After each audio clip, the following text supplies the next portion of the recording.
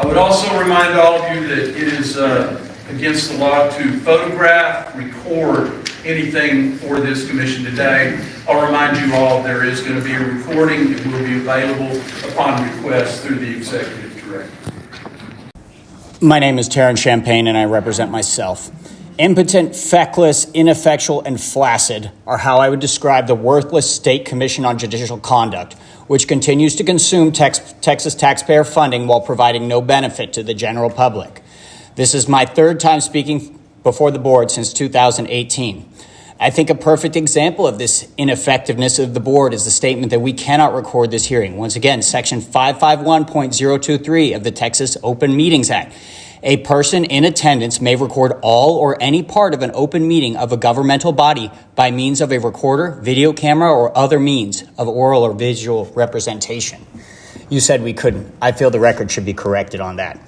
This agency, staffed by a meager 12 employees, is either unequipped or unwilling to do anything to accomplish their mission of serving as a check against rogue judges who actively harm the public.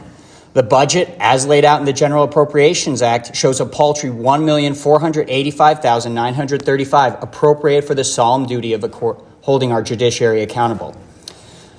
Of those staff on there, there's only 4 investigators.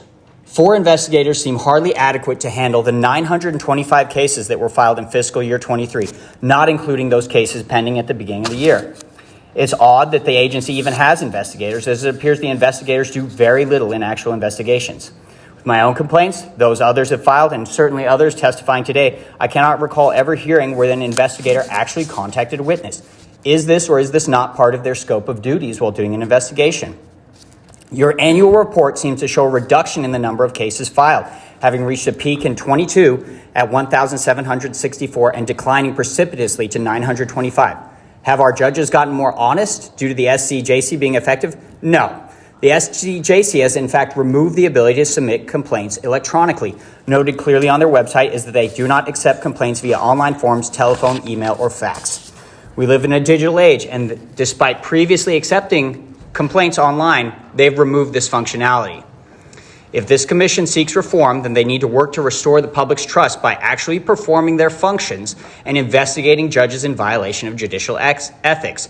This actually involves contacting witnesses, providing greater ease of access by which individuals can submit complaints and supporting evidence, and do more than holding this biennial meeting and doing nothing.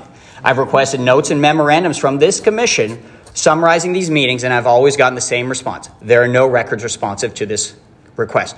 While this commission is not doing anything, I don't think they will. Fortunately for the public, there is the Sunset Commission, which will review this board in 28 and 29. While last time the Sunset Commission may have had little access to SCJC documentation, I can assure you that next time individuals like myself will be more than happy to provide the commission our documentation from our complaints that you all fail to do. I urge you to restore public trust in our judiciary instead of punting it to the next SCJC committee members as a standard practice. Thank you.